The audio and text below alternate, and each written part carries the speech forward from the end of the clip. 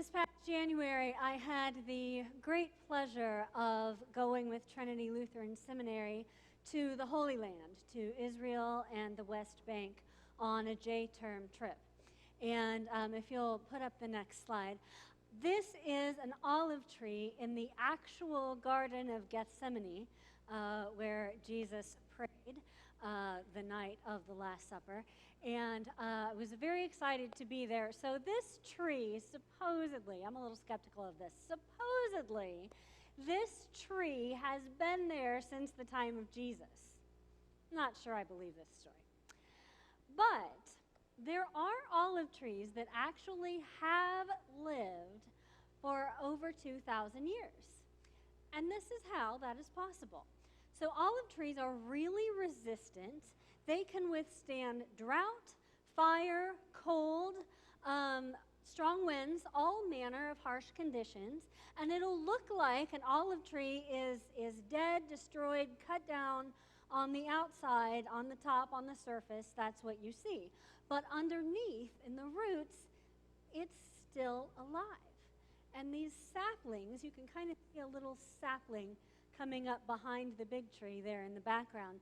The saplings will grow from the roots of what you thought was a dead tree. They're really surprisingly resistant trees that regenerate themselves. And so an olive tree can actually live for centuries or even millennia. The olive tree has played a highly significant role throughout the history of Israel. Physically, it provided a source of food, medicine, fuel, and a base for anointing oil of kings and priests. Spiritually, it represents faithfulness, steadfastness, endurance, new life. The olive branch has become a universal symbol of peace, as we see in the story of Noah when the dove is sent out and finds the olive branch and brings it back. But it's a symbol of peace for many religions across the world. Unfortunately, the situation that I discovered in Israel was anything but peaceful. Israel and the occupied West Bank, walls and security checkpoints run throughout. These peaceful olive trees that are a way of life for so many have been cut down and burned to make way for walls and for illegal settlements. The Israel-Palestine conflict is a complicated issue. It's been going on for hundreds of years, with hurt and anger and violence on all sides of the conflict. The Israeli government will say that the walls that run throughout the area are a good thing. They prevent suicide bombers from going in that happen.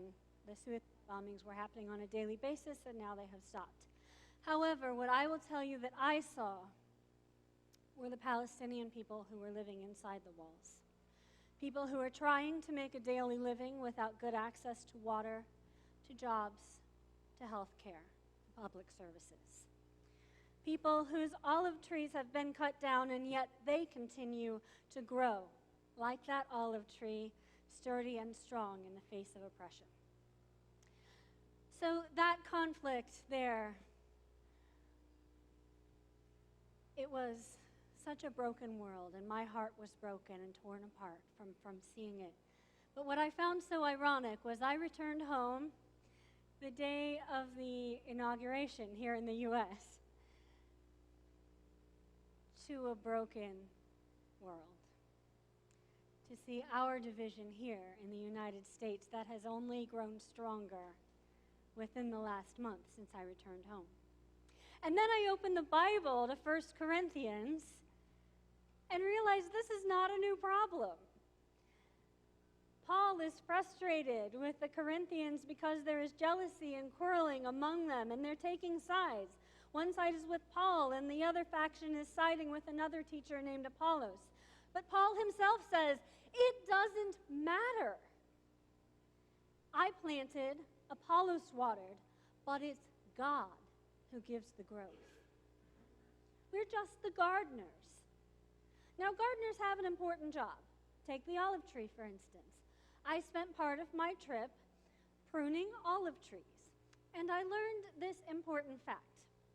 Now, Olive trees have to be pruned. You see the little shoot in the background that I pointed out there. If left unpruned, all these little shoots grow up, and for one thing, it's very, very messy.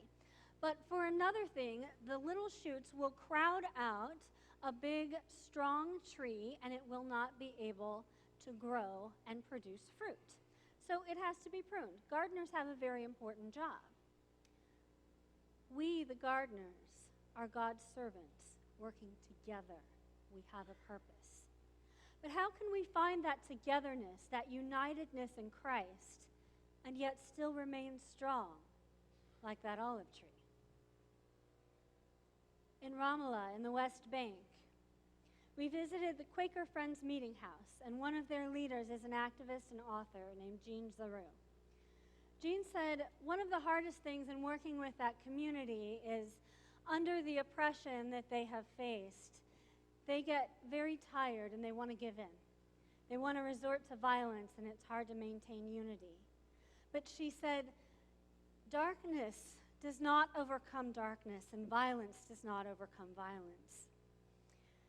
She was talking about how demonized the people feel and how tired they get fighting the oppression, and it's hard to build their self-esteem. And she said there's a third way, not to give up, not to give in to the violence, but with nonviolent resistance. And I said, wait, this sounds familiar. I've heard this before. Jesus taught this.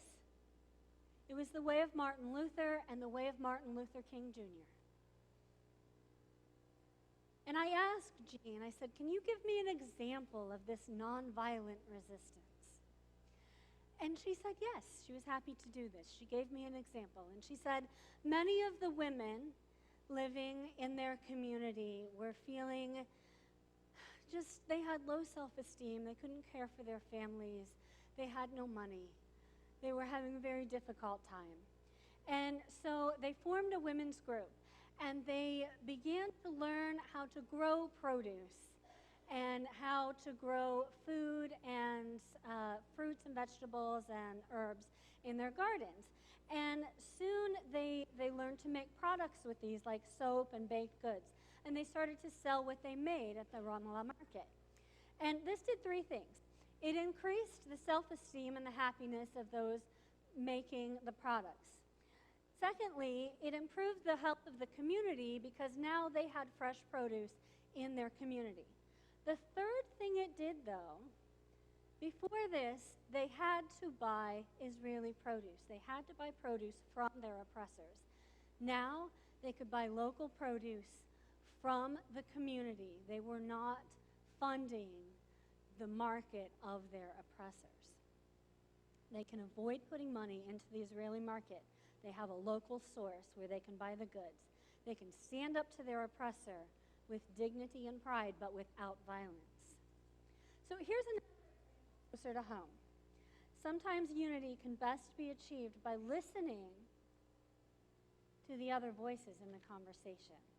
And there's a documentary that's actually coming out tomorrow online, at PBS Online. So I want to recommend to everyone. It's called Accidental Courtesy, and you can look this up, accidentalcourtesy.com.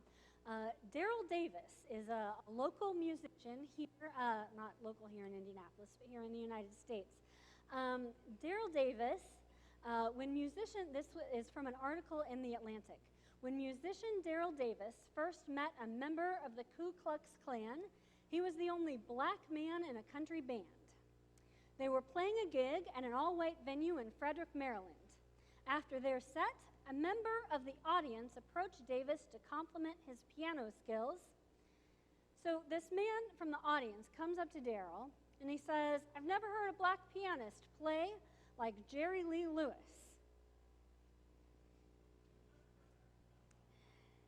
And so Daryl Davis, who could have responded in anger, says, who do you think taught Jerry Lee Lewis how to play like that? The two men hit it off and started talking. The patron wanted to buy Davis a drink. And soon after, he says to Daryl Davis, I've never in my life had a drink with a black man. Davis says, why is that? The patron says, I'm a member of the Ku Klux Klan. At first, Davis thought he was joking, but the man pulled out his wallet and produced his Klan card. Later, he wrote down his phone number. He asked Davis to call him the next time he played at the Silver Dollar Lounge, and he'd come out to watch. After this first encounter, Daryl continued on to meet more members of the Klan on purpose. See, as a child, Daryl had been a victim of a lot of racist violence. He was a Christian man, and it was really important to him to find out why.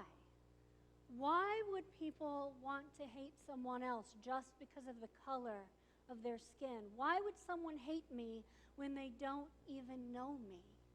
And so he set out to talk to people and say, let's get to know each other. Let's just have a conversation. Let's sit down together and get to know each other. How can you hate me when you don't even know me? He wasn't out to change anyone's mind. He wanted to listen. He wanted to hear. He wanted to know. But what ended up happening was that many of these Klan members he sat down with eventually said, you know, I can't in good conscience continue to be a member of the Klan when my good friend Daryl is a black man. And so they started leaving the Klan and giving him their cloaks and their hoods that were their ceremonial wear for the Klan.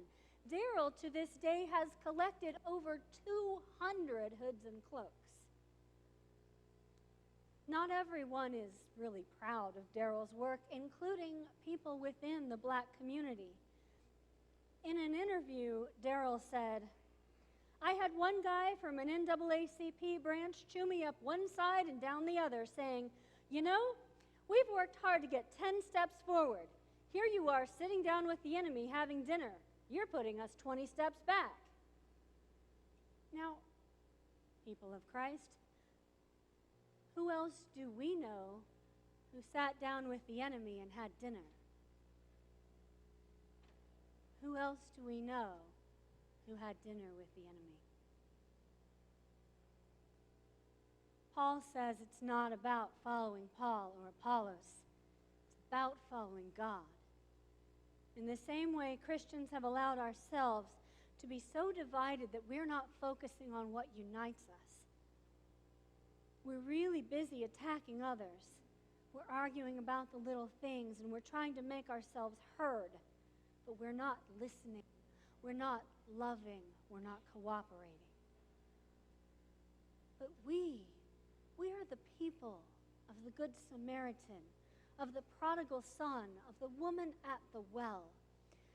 These stories, they teach us to live in a model of helping the foreigner, forgiving our family members who don't deserve it,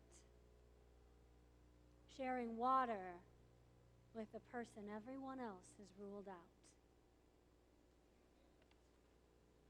Paul says the one who plants and the one who waters have a common purpose, but it is God who gives the growth. I look at that olive tree. Olive trees have this whole root system underground, and they can be cut down and burned and bulldozed, and they will still produce saplings from those roots. God gave us each other to support one another in times of struggle, to lift each other up when we feel burned up or cut down, when the walls are closing around our neighbors in need. We look to God for unity in faith, in hope, in love.